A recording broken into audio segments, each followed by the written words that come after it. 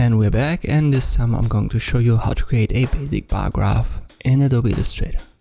We've got a specific tool for that in Illustrator.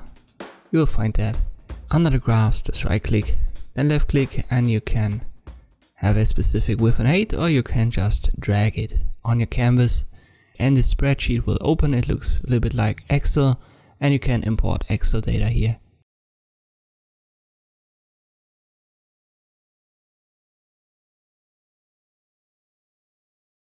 So when you want to disconnect all of these elements, you'll need to ungroup it under Object. But at first you need to close the spreadsheet, and then it works. And the first time it will give you a warning message that you just have to confirm. Afterwards ungroup it until you can't ungroup it further under Object. And now, for example, you can get rid of the legend on top and even get rid of the coordinate system. Whatever you like. You can give it different colors whatsoever.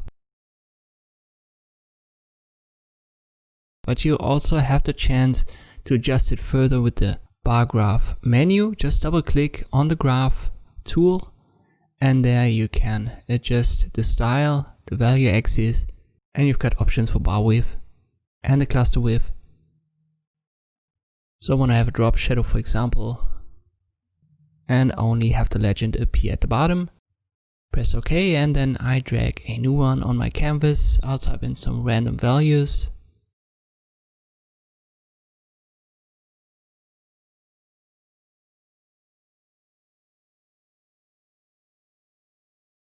Like 5 should be enough.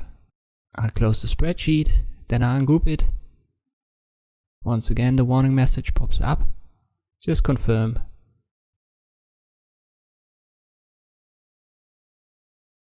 Now I can't ungroup it further, and that means I can give it now different colors. I'll just use the basic swatches for that under fill color. And as you can see, every bar now has a drop shadow with a black fill color. And I want to shift click on these and give it a light gray.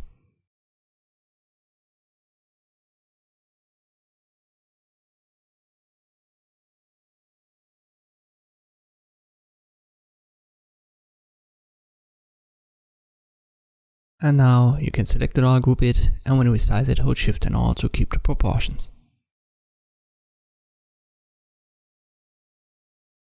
And that's it. This is how you can create a basic bar graph using the graph tool in Adobe Illustrator. Thank you for watching, and I'll see you next time.